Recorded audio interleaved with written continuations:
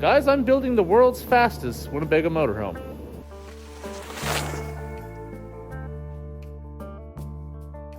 Hey friends, Dustin here. You're watching the Life of Lynn channel. Thank you guys so much for tuning in today. Today we're jumping right back in on our 1972 Winnebago Brave. It has a small block 350 Chevrolet in it. If you saw the last two episodes, we struggled to get this thing running from the junkyard we found it in.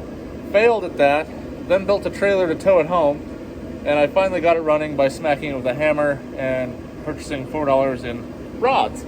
So, here we are. It is running and driving. It's in the shop. Let's inspect the rest of it today and see what did we get ourselves into here. I don't know. It's not good, guys. This thing's going to require a ton of work, and we're going all in. It's getting a full gut job for sure. So we're going to check out the appliances and see if we're going to turn them into scrap metal or do something else with them. Maybe they can be saved and salvaged and reused. That's what we're going to be finding out today.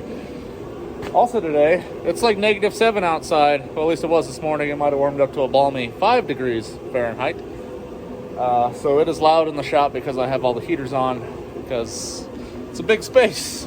We're in Colorado and the wind always blows here, so that means it's cold in here. Got my hat on. Got heaters going. About 2 weeks left in my old shop, so there might be a week or so in between some content here as I hurry to get all my stuff packed up and moved. And you guys have seen the old shop if you've seen the other episodes. It's a disaster, and well, the new one's a disaster already. Bench is organized, okay, but yeah, I got a lot of stuff in here already, as you can see. But I got some more shelves and stuff coming. Gonna be installing that so I can put all my parts away, put all the tools away, get the big toolboxes rolled in over in this corner here. We're doing electrical. We've made progress on that. We got a bunch of outlets. We got lights. We even got a fancy 30 amp over here for campers. So we're rocking and rolling. First thing we're going to jump into on this Brave is, does that old Kohler power station, they call it a power plant, which is cool. Does it still run? It's supposed to be a 4 kilowatt or 4,000 watt single phase 110 volt generator. In our first episode, we were able to turn that thing over and I heard it puff once or twice, so I think it's going to be a running unit. I don't know if it makes any electricity, but we're going to find out today. So we're going to jump right into that and see what happens. Well, hey friends, if you guys haven't subscribed to the channel yet or hit the like button on this video, please consider doing it. I would greatly appreciate it. Also, if you want to support the channel personally, you can go to buymeacoffee.com/Life of Lynn. Links down in the description, where you can just buy me a coffee once a month, or a quart of oil is actually what I'll be using it for. Check it out. Now back to me. Well, let's check the oil. Got fuel in the little glass bowl here, which is a good sign. Looks like this is a diesel that hasn't had the oil changed in about 30 years. Smells like straight bad gasoline, very little viscosity left. But it's full, so that should be good enough. We're going to open up these little valves on here, so we got some fuel flow. Now this thing is still plumbed into the original tank, and I have no idea what's in that tank. We haven't run the engine off any of the fuel that's in there, because it's still running off that little can that we found. It's got a bunch of valves on it. I'm going to open them all up for flow. Let's see what happens. I got my jumper pack on the other side, so we should have 12 volts here. Yep, he's cranking. Let's find the choke and give it a little love. Like I said, it's probably only 15 to 20 degrees in the shop. This is probably a really bad time to try to get something like this running.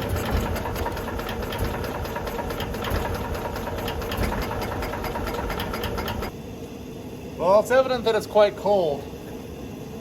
I'm holding the starter for 30 seconds. It probably didn't like that.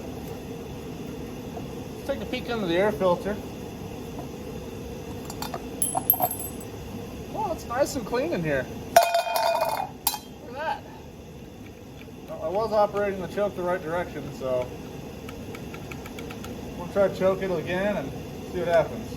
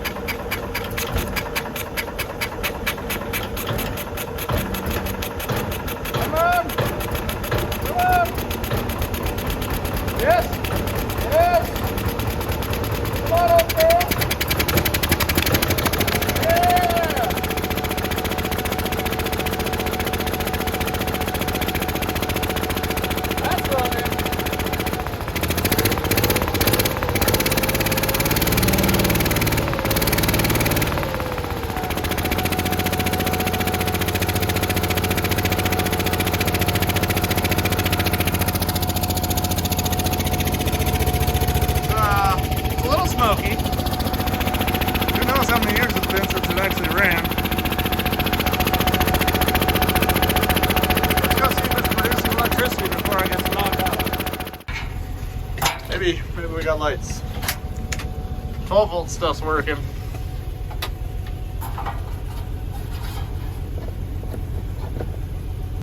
Nine volts. Well, that's not enough. Air conditioner. Turn to the left once for fan. All right. As the roof is like caving in around it, this is completely normal. That's working. Let's turn the AC to high.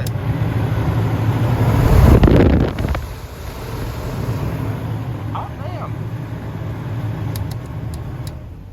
Alright, I gotta go shut this thing off before it kills me, because there is a layer of gas developing in here.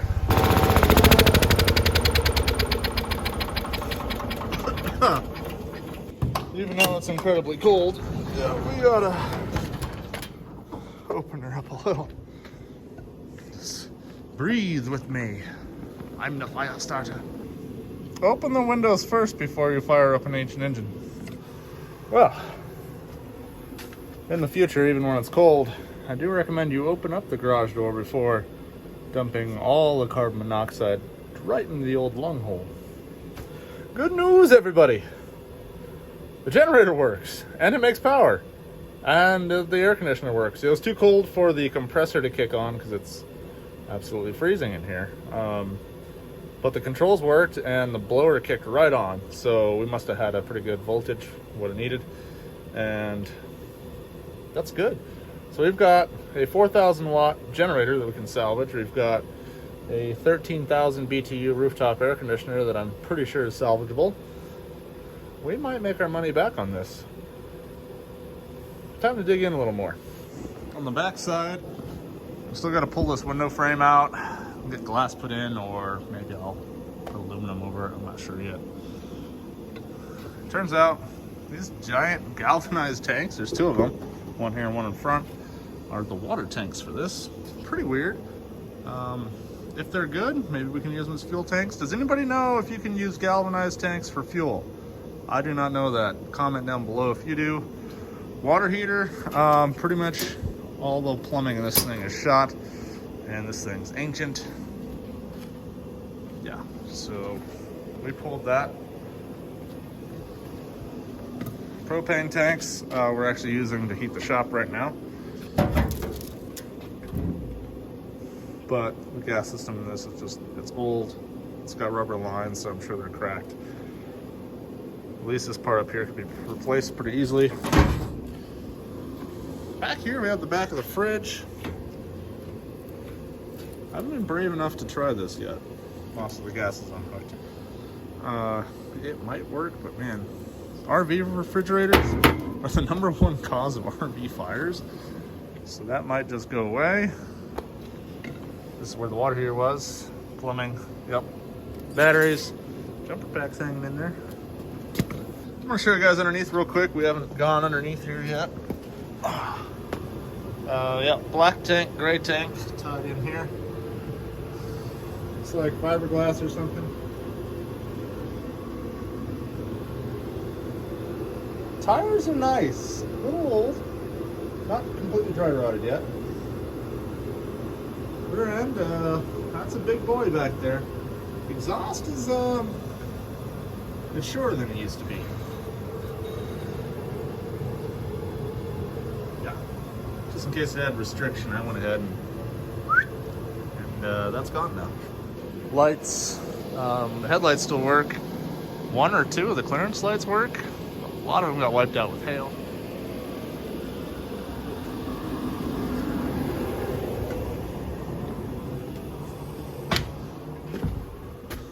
This roof is just absolutely destroyed, guys. I don't know. This is a complete cutout and rebuild type situation. There's no saving it, basically. Walls are actually pretty good. Very solid everywhere. There's one little soft spot over by that window. Not too bad though. So I think structure-wise we're pretty good. And even though the floor seemed a little squishy right here where the air conditioner is leaked, I think we can fix that. Also, I have an idea to cut this all out and maybe move the engine back here. What do you guys think? You guys ever seen a mid-engine sports Winnebago, where the motor is behind the driver. At that point, it'd basically be race car status, because the drive shaft's right about where the refrigerator's at. And if the engine was right there, that'd free up a lot of space up here. We could have a whole party barn up in the front. Bathroom's completely destroyed. Yeah, nothing we can do about most of this, actually.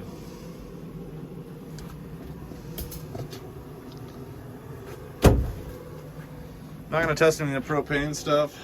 These appliances might still be good as long as the valves have held up over the years. They feel pretty good still. But I'm not gonna mess with it. Maybe somebody will buy the avocado stuff off me for a vintage job. So I really haven't spent too much time up here. I took a peek and realized, oh, it's aluminum. We can just clean that and reseal it. Well, this air conditioner has obviously caused the whole problem. Let her go, but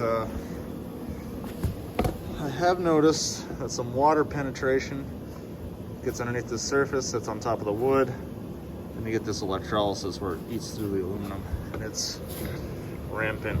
So now these are all holes that are allowing water in, and they're everywhere. Really, the spot I'm standing on is the best spot, but everything else up here is real squishy.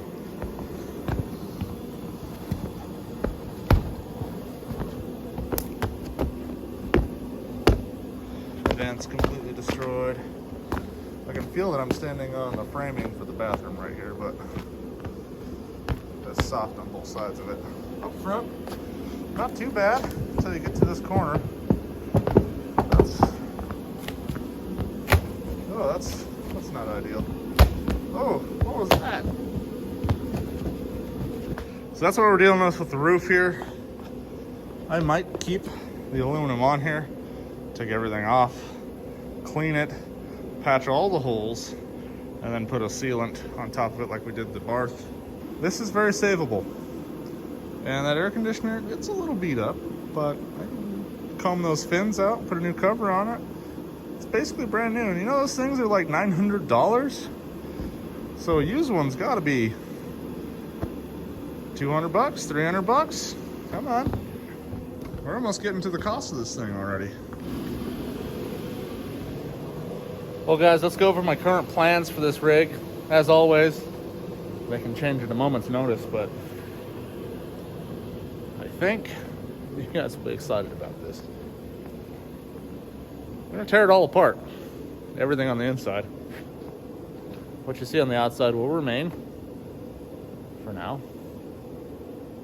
Take everything off the roof, fix the roof, seal up the sides, seal up the roof. Gut the inside entirely. No wiring, nothing really. Put back wood paneling. That's it. It's a big empty shell. What do we do with a big empty shell? Well, we do move the engine back behind the driver's seat, make it a mid-engine rear-wheel drive sports coach, if you will. Sports Winnebago, something like that. Drop a name down in the comment section of what we should call it. And then we don't use that factory 350. Oh no, that's getting pulled, rebuilt. That's gonna go into Pickle Rick back here. What we do is we pull the 6-liter V8 out of this direct Denali that I have. It's been sitting behind the old shop for years now at this point. It's an LQ4 LS based 6-liter. It made 345 horsepower from the factory when new, but a little rebuild with a little cam and some head action, we can definitely have that sucker up to about 450, 500 horsepower, no problem, with the proper tuning. Now, here's where it gets exciting. In my possession, back here, GT 3582 turbochargers. Now, we set the twins on top of that 6-liter V8. We're looking at 800 horsepower in a Winnebago Brave. Now that's something I can get behind. And it's going to be a mid-engine sports coach. Guys, I'm building the world's fastest Winnebago motorhome. I hope you can join me on this journey, because it's going to be wild and expensive. Really, really expensive. Anyway, I hope you enjoyed. I'm going to be doing a lot of other content too. We are hand building an RV with my Cummins powered transit bus that I have out back. It's a 2004 Bluebird. Beautiful bus. Got it for $1,200 from the Copart auction. We are going to be doing that and a couple other projects at the same time. So there's plenty of content for all you guys. I know some of you guys are diehard RV fans and not into the making things go fast for fun. But I'm into making things go fast for fun. But I am into recreational vehicle travel and making a nice, comfortable place for my family to stay while we're vacationing. So I got lots of projects coming up, including this one. You guys comment down below and just let me know what you think we should do. Do you think this idea is crazy? I did look up the top speed for a Class A motorhome was 122 point something miles an hour. Do you think we can beat that in this? It'd be terrifying. 75 is terrifying in one of these. 125? I think it's doable, but also terrifying. So that'd be the top speed record for a Class A. I'm not sure what the best quarter mile run for one of these things is. I'm pretty sure it's around 21, 22 seconds, which is actually moving pretty fast for an RV. If you guys have any info on these records for Class A motorhomes or Winnebagos in general, please drop them down in the comments and let me know, because I'm trying to do as much research, because I am trying to break the record for the world's fastest Class A motorhome, or at least the world's fastest Winnebago. And my research so far, after I got this idea, led me to about 3 other people that have put LSs and turbocharged them into Winnebagos. They got some really cool channels out there. If you search around, you can find them. There's people like Fuel Injection Sucks and Burn It Down or Burn Down, something like that.